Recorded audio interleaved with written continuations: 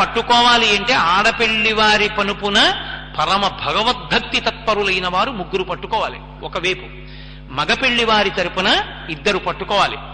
ఆడపెళ్లి వారి తరపున కన్యాదాత అడుగుతాడు మగపెళ్లి వారిని, మీ పనుపున తెరపట్టుకునే వాళ్ళు ఎవరని అడుగుతాడు. వెంటనే మగపిల్లవాడి తండ్రి నిర్ణయం చేస్తాడు, తన వైపున్న బంధుగణంలో రోజు సంధ్యావందనం చేసుకునేవాడు, భక్తి తత్పరుడైన వాడు, శాస్త్రమునందు నమ్మకం ఉన్నవాణ్ణి ఎంచుకుని వాణ్ణి పట్టుకోమంటాడు. ఎలా పడితే అలా కాదు, చక్కగా ఓ పంచ కట్టుకుని పట్టుకోవాలి. ఏదైనా పట్టుకున్నామంటే దానికి అర్థం ఉంటుంది. నేను అబద్ధం చెప్పాననుకుంటే మీరు వేదమంత్రాలకి వ్యాఖ్యానాలు చూడండి. ప్యాంటు చొక్కా వేసుకుని పట్టుకున్నాడు అంటే దిగంబరంగా పట్టుకున్నట్టు లెక్క. అలా పట్టుకోకూడదు, పంచకట్టు కట్టుకుని పట్టుకోవాలి. గోచి పెట్టి కుర్చీళ్లు వేసి కట్టుకున్నవాడే దాన్ని పట్టుకోవడానికి అర్హుడు. అది వాడిది మంగళప్రదమైన స్వరూపం, వాడొక్కడే పట్టుకోవాలి. ఆడపిల్లని వేదిక మీదికి తీసుకురావాలి మేనమావగా అంటే ముందు రోజు చెప్పుకోవాలి, అయ్యా మీరు బుట్ట పట్టుకోండి అందుకని పంచ కట్టుకురండి అని చెప్పాలి. అంతేకాని ఆయన పెళ్లికి వచ్చిన తర్వాత మా అమ్మాయి బుట్టట్టుకోండి అని చెప్పకూడదు. ఆయన ప్యాంట్ వేసుకు రావచ్చు తెలియక, అప్పుడు బుట్టట్టుకోండి నువ్వు అడగనుకూడదు, నువ్వు అడిగినా ఆయన పట్టుకోనుకూడదు. పంచ కట్టుకుంటేనే బుట్ట పట్టుకోవాలి.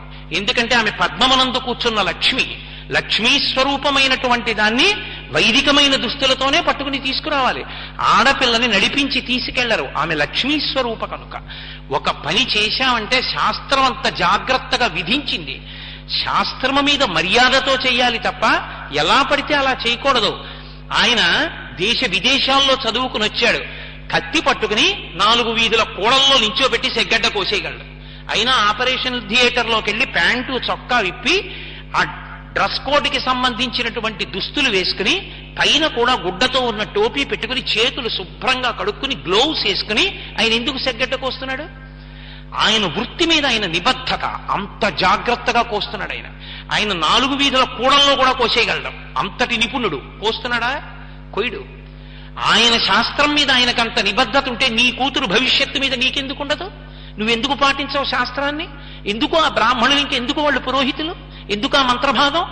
వీడియో కెమెరా ఒక్కటి పెట్టుకుంటే సరిపోతుందిగా, అక్కర్లేని క్రతువంతా చేసుకుని వెళ్ళిపోయేదానికి. అలంకారం చేసుకోవడం మీద ఉన్న శ్రద్ధ మంత్రభాగం మీద, అసలు ఆచరణ మీద పెట్టుకుంటే దేవతలు అభ్యున్నతికి కారణం అవుతారు, మనని అనుగ్రహిస్తారు. అంతేకాని అక్కడ మంత్రం జరుగుతూ ఉంటుంది, ఇక్కడ తంతు జరుగుతూ ఉంటుంది. ఎందుకది? ఎందుకు దానికి అన్ని వేలు ఖర్చు పెట్టడం ఎందుకు? ఆ తంతు జరిపించడానికి పెళ్లి చేశామని పేరు పెట్టుకోవడం ఎందుకు? నేను మన్నింపబడదను గాక. శాస్త్రాన్ని నమ్ముకోవడం వల్ల నా ఆవేశం అలా ఉంటుంది, మరోలా భావన చేయకండి. నేను మీలాంటి వాడినే, కానీ దాని మీద ఉన్న గౌరవం మమకారంతో అప్పుడప్పుడు ఆవేశంగా మాట్లాడుతూ ఉంటాను. కాబట్టి